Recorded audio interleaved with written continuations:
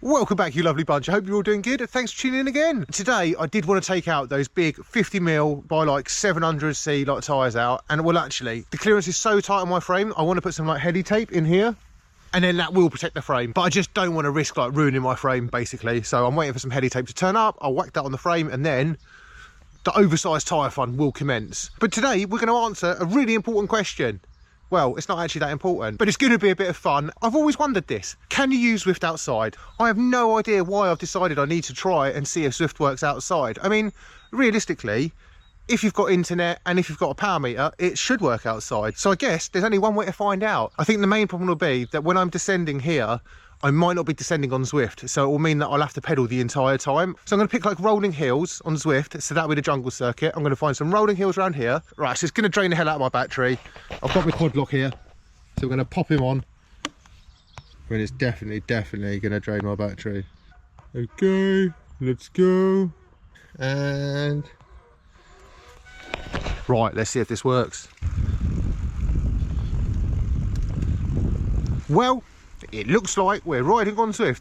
I wonder how quickly this is going to drain my battery. Like, I've got a feeling it's going to drain it really fast. So I do also have my Brighton running, so let's see if it's the same distance. I mean, it's totally not going to be, but how random. Right, I can tell you what's going to be tricky. That every time I'm descending, I have to ride with my brakes on just so I can keep the power up. But seems to be a method. What a good way to ruin my brand new brake pads. It's working fine though. Like, nearly done a kilometre. Look at me go, Zwifting outside. Like, so essentially, this is probably the cheapest way you could Zwift because you don't even need to buy a turbo trainer. Oh gosh, I'm like freewheeling. I need to ride with my front brake on down the hill. There we go, look. Brake. Zwift. What an efficient way to cycle. I don't know why people don't do this all the time. I mean, you could just go out in the rain. What's the point of doing it indoors? I've actually just got to a hill on Zwift. Look at me, like matching Zwift with reality.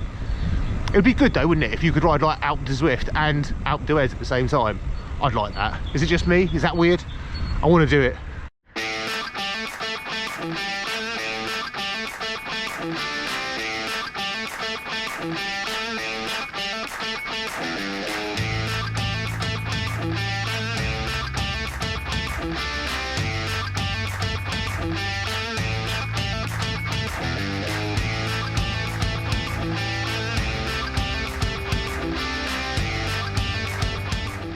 Most awkward thing so far is having to like pedal the entire time when you're going downhill. So distance update, 10.5k in real life and 8.9 on Zwift.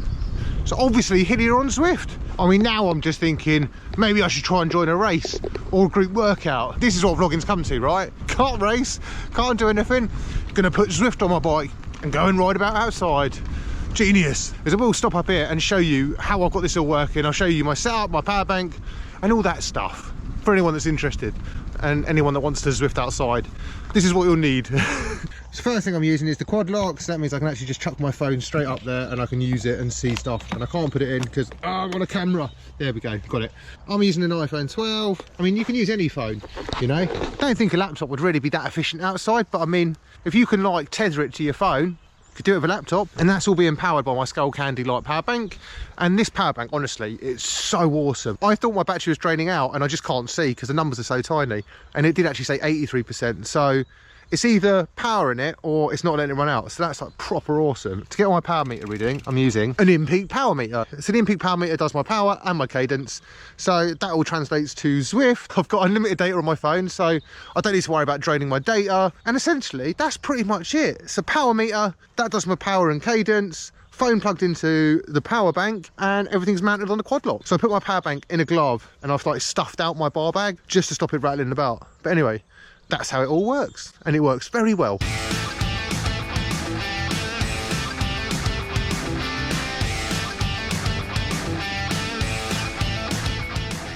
Oh, I think we should do a bit of an effort, you know? Let's see if my max power on Zwift matches my max power in real life. I mean, it should do. They're both using the same power meter, so let's see.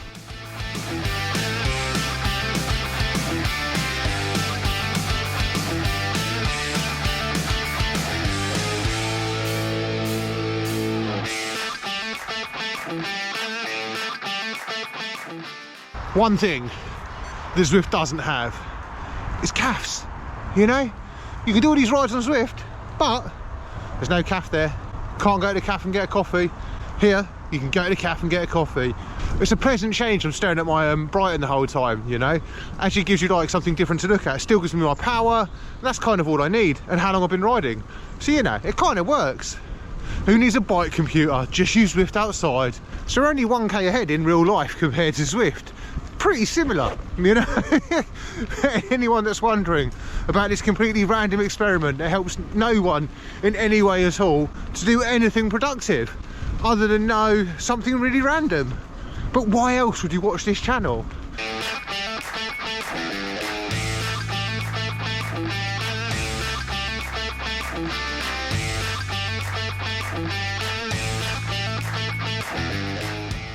Right, so my thoughts on Zwift Outside. Is it worth doing? Probably not. Completely useless, actually. And my Brighton is showing that I've done 4k more in the real world than on Zwift, which also means nothing. Zwift is obviously going to be wrong because the hills are not the same as riding outside. It was far too cold to sit there drinking a coffee. I think actually by the time I get home that my distance travelled on both Zwift and on my Brighton, it will be very, very similar, because now it's uphill all the way and I'm currently going downhill on Zwift, so it seems to be evening out a little bit. I mean, not that that helps you at all. There's generally no reason to why you'd want to do this. So I'm sure today's vlog is going to provide you some really valuable information, you know, when you want to go out and train outside and use Zwift, you know. I don't know. Oh, there's a cow. No idea if any of this is going to be useful to anyone at all, but I wanted to do it.